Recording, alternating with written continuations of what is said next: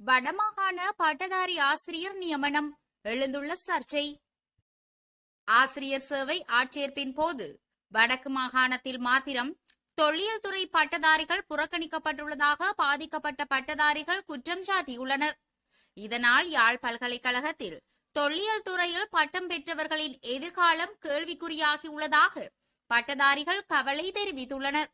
இந்நிலையில் வடமாகாணத்தில் தொல்லியல் துறையில் வெற்றிடங்கள் இன்மையால் ஆட்சேர்ப்பு செய்யவில்லை என வடமாகாண பொதுச் சேவைகள் ஆணைக்குழுவின் செயலாளர் எஸ் திருவாசகர் தெரிவித்துள்ளார். இது தொடர்பில் பட்டதாரிகள் மேலும் தெரிவிக்கையில், பட்டதாரிகளை ஆசிரியர் சேவைக்குள் உள்வாங்குவதற்கான விண்ணப்பங்கள் கோரப்பட்டிருந்தன. இந்த விண்ணப்ப கோரலின் போது வடக்கில் தொல்லியல் பட்டதாரிகள் தவிர்க்கப்பட்டே விண்ணப்பங்கள் கோரப்பட்டிருந்தன. இருப்பினும் தொல்லியல் பட்டதாரிகளை வரலாறு பாடத்திற்கு ஆட்சேர்ப்பு செய்வார்கள் என்ற நம்பிக்கையில் சில தொல்லியல் பட்டதாரிகளும் விண்ணப்பித்திருந்தனர். அதற்கமைவாக மார்ச் 30, 2024 நடந்த ஆட்சேர்ப்பு பரீட்சையில் அவர்கள் சித்தியடைந்து ஏப்ரல் 24, 2024 நேர்முக தேர்வுக்கு அளிக்கப்பட்டிருந்தனர். ஆனால் மே 9 அன்று வெளியான நேர்முக தேர்வு முடிவுகளில் தொல்லியல் பட்டதாரிகள் நீக்கப்பட்டிருந்தமை தெரிய வந்தது. கடந்த 2018ஆம் ஆண்டு பட்டதாரிகளை ஆசிரியர் சேவைக்குள் உள்வாங்கும் திட்டத்தின் போது தொல்லியல் பட்டதாரிகளும் உள்வாங்கப்பட்டு அவர்கள் தெரிவு செய்யப்பட்டு அவர்கள் தற்போது வடக்கில் உள்ள பல பாடசாலைகளில் வரலாறு பாட ஆசிரியர்களாக உள்ளனர் எனவும், இவ்வருடமே தொல்லியல் பட்டதாரிகள் வடக்கில் மாத்திரம் புறக்கணிக்கப்பட்டுள்ளதாகவும், நாட்டின் ஏனைய மாகாணங்களில் தொல்லியல் துறை பட்டதாரிகள் ஆசிரியர் சேவைக்குள் உள்வாங்கப்பட்டுள்ளதாகவும் தெரிவித்தனர். சாதாரண தர பரீட்சை முறைகேடு தொடர்பில் ஆசிரியர் கைது. காப்போத்த சாதாரண தர பரீட்சை ஆங்கில வினாத்தாளை வெளியிட்ட சம்பவம் தொடர்பாக ஆசிரியர் ஒருவர் கைது செய்யப்பட்டுள்ளதாக காவல்துறையினர் தெரிவித்துள்ளனர். குறித்த ஆசிரியரை கேண்டியில் வைத்து இன்று கைது செய்துள்ளதாக தெரிவிக்கப்படுகிறது. ஆங்கில மொழி வினாத்தாளை புகைப்படம் எடுத்து வாட்ஸ்அப் குழுக்களில் வெளியிட்டதாக கூறப்பட்டு குறித்த தனியார் வகுப்பு ஆசிரியர் கைது செய்யப்பட்டுள்ளார். இக்கைது நடவடிக்கை குற்றப்புலனாய்வு திணைக்களத்தின் விசேட புலனாய்வு பிரிவினருக்கு கிடைத்த தகவலின் அடிப்படையில் இடம்பெற்றுள்ளது. இதேபோல் கொழும்பு ஹசலக்கவில் உள்ள ஆங்கில தனியார் கல்வி நிறுவனத்தின் ஆசிரியர் மற்றும் அவரது தாயாரின் கையடக்க தொலைபேசிகள் அண்மையில் காவல்துறையினரால் கைப்பற்றப்பட்டது.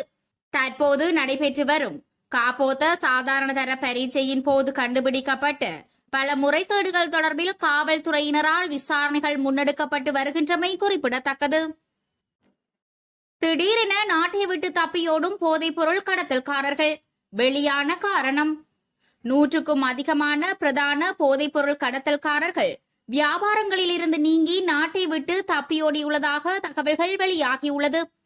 பல வருடங்களாக போதைப்பொருள் கடத்தல் மற்றும் விற்பனையில் ஈடுபட்டு வந்த இவர்கள் விசேட அதிரடிப்படையினர் மீது பெரும் அச்சத்தில் இருப்பதாக தெரிவிக்கப்படுகிறது. விசேட அதிரடிப்படை மற்றும் காவல்துறை புலனாய்வு பிரிவு அவர்களை கைது செய்ய முயற்சிக்கும் சந்தர்ப்பத்தில் அவர்கள் நாட்டிலிருந்து தப்பியோடியுள்ளமை தெரிய வந்தது. குறித்த விடயம் தொடர்பில் மேலும் தெரிய வருகையில், மேல் மாகாணம் மற்றும் தென் மாகாணத்தை இலக்காக கொண்டு பல வருடங்களாக இவர்கள் போதைப்பொருள் வியாபாரங்களில் ஈடுபட்டு வந்துள்ளனர். இவர்களுள் அநேகமானோர் வெளிநாடுகளில் இருப்பதாக தெரிய வந்துள்ளது. அண்மைய காலங்களாக தொடர்ந்து நடைபெற்று வரும் சுற்றி வளைப்புகள் காரணமாக இவர்கள் போதைப்பொருள் கடத்தல் மற்றும் வியாபாரத்தை விட்டு விலகியுள்ளதாக தெரிய வந்துள்ளது. இளைஞர்களிடையே வேகமாக பரவும் நோய் தொற்று, விடுக்கப்பட்ட எச்சரிக்கை. நாட்டில் இளைஞர்களிடையே டினியா எனப்படும் தோல் நோய் வேகமாக பரவி வருவதாக சுகாதார அமைச்சு தெரிவித்துள்ளது. இறுக்கமான நைலோன் கலந்த ஆடைகளை அணிவதால் இந்த நோய் நிலைமை ஏற்படுவதாக தோல் நோய்கள் தொடர்பான விசேட வைத்தியர் நயனி மதாரி சிங்க தெரிவித்துள்ளார். டினியா எனப்படும் இந்த நோயானது பூஞ்சை தொற்றினால் பரவுவதாக அவர் குறிப்பிட்டுள்ளார். இந்த நோய்க்கான உரிய சிகிச்சைகள் காணப்பட்டாலும் அவை முறையாக வழங்கப்படாமையினால் நோய் கட்டுப்பாட்டு நடவடிக்கைகள் மந்த நிலையை அடைந்துள்ளதாக வைத்தியர்கள் தெரிவிக்கின்றனர். எனவே தகுதி வாய்ந்த வைத்தியர்களிடம் இதற்கான சிகிச்சைகளை பெற்றுக் கொள்ளுமாறு பொதுமக்களுக்கு அறிவுறுத்தப்பட்டுள்ளது. தாமரை கோபுரத்தில் இடம்பெறவுள்ள சாகச நிகழ்வு. கொழும்பு தாமரை கோபுரத்தில் பேஸ் ஜம்பிங் எனும் சாகச நிகழ்வு இடம்பெறவுள்ளதாக அறிவிக்கப்பட்டுள்ளது. குறித்த தகவலை தாமரை கோபுர முகாமைத்துவ நிறுவனம் லிமிடெட் தெரிவித்துள்ளது. இந்த சாகச நிகழ்வு இன்று முதல் 3 நாட்களுக்கு இடம்பெற உள்ளதாக தெரிவிக்கப்படுகிறது. சுமார் 35 பேஸ் ஜம்பர்கள் இந்த நிகழ்வில் திறன்களை வெளிப்படுத்துவார்கள் என தெரிவிக்கப்பட்டுள்ளதுடன் இதனை பார்வையிடுமாறு தாமரை கோபுர நிர்வாகம் பொதுமக்களை கேட்டுள்ளது. தொலைபேசியில் பகிரப்படும் பொய்யான தகவல்கள் முன்னிலைப்படுத்தப்பட்டுள்ள அதிரடி சட்டம். தொலைபேசியூடாக பொய்யான தகவல்களை பகிர்ந்து பொதுமக்களுக்கு குழப்பத்தை ஏற்படுத்துவோருக்கு எதிராக இலங்கை தொலைத்தொடர்பு சட்டம் மூலம் நாடாளுமன்றத்தில் சமர்ப்பிக்கப்பட்டுள்ளது.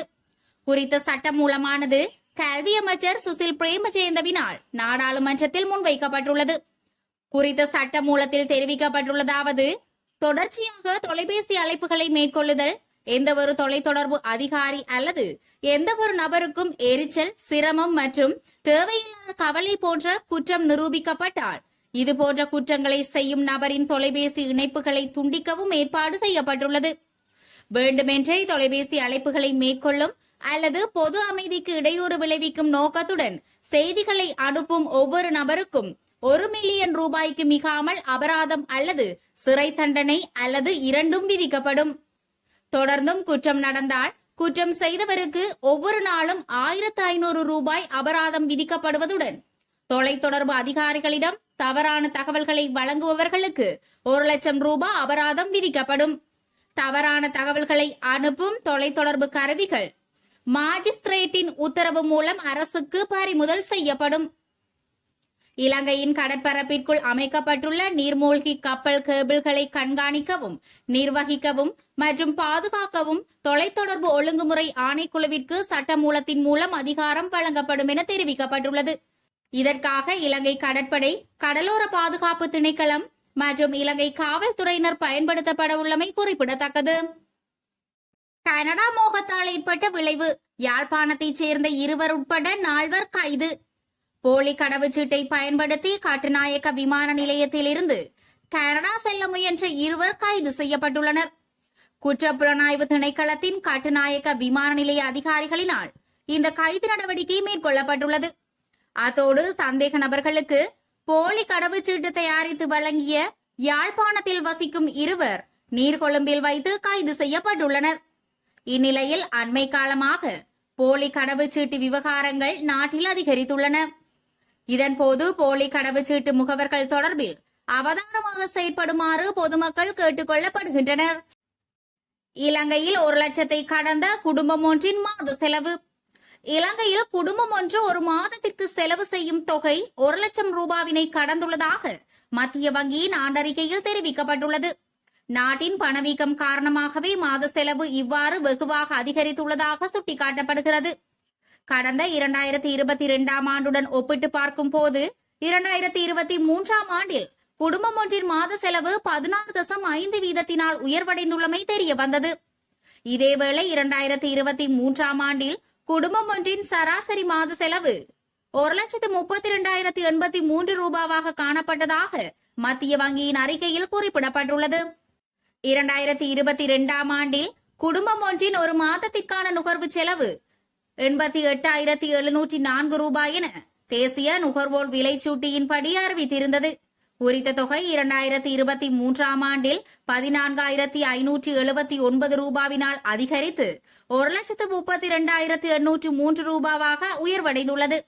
இந்த நிலையில் கடந்த 2022 மற்றும் 2023 ஆண்டுகளில் உணவு அல்லாத பொருட்களுக்கு மக்கள் அதிகளவில் செலவிடுகின்றமை தெரிய வந்துள்ளது. அதன்படி 2023 ஆண்டில் குடும்பம் ஒன்றின் உணவு அல்லாத செலவுகள் 56.2% காணப்பட்டுள்ளது. எனவே உணவு அல்லாத பொருட்களின் விலை அதிகரித்ததன் காரணமாக இவ்வாறு அவற்றுக்கான செலவுகளும் உயர்வடைந்துள்ளமை குறிப்பிடத்தக்கது. அரசு ஊழியர்களுக்கு வெளிநாடு செல்லும் வாய்ப்பு. அரச உத்தியோகத்தர்களை தாய்லாந்திற்கு தற்காலிக நியமனத்திற்கு அனுப்பும் வேலை திட்டம் ஒன்று ஆரம்பிக்கப்பட்டுள்ளது. இதற்கான விண்ணப்ப படிவங்கள் இணையதளம் மூலம் பெற்றுக்கொள்ள முடியும் என்றும் தெரிவிக்கப்பட்டுள்ளது. குறித்த தகவல்கள் பௌத்த சமய மற்றும் கலாச்சார அலுவல்கள் அமைச்சு விடுத்துள்ள விசேட அறிவிப்பில் குறிப்பிடப்பட்டுள்ளது. குறித்த அறிக்கையில் மேலும் தெரிவிக்கையில், தாய்லாந்து அரசின் பிறந்த தினத்தை முன்னிட்டு தாய்லாந்துக்கும் இலங்கைக்கும் இடையிலான வரலாற்று, சமய மற்றும் கலாச்சார உறவுகளை மேம்படுத்துவதே அதன் நோக்கம் என தெரிவிக்கப்படுகிறது. இந்த ஆண்டு இலங்கையில் பௌத்த சமூகத்தினருக்காக விசேட தற்காலிக வேலை திட்டத்தை நடைமுறைப்படுத்த தாய்லாந்து அரசாங்கம் திட்டமிட்டுள்ளது. இதற்கமைய தாய்லாந்தில் எதிர்வரும் ஜூன் மாதம் 15 நாட்களுக்கு இந்த நிகழ்ச்சியை நடத்துவதற்கு ஏற்பாடுகள் செய்யப்பட்டுள்ளதாக பௌத்த மத கலாச்சார அலுவல்கள் அமைச்சு தெரிவித்துள்ளது.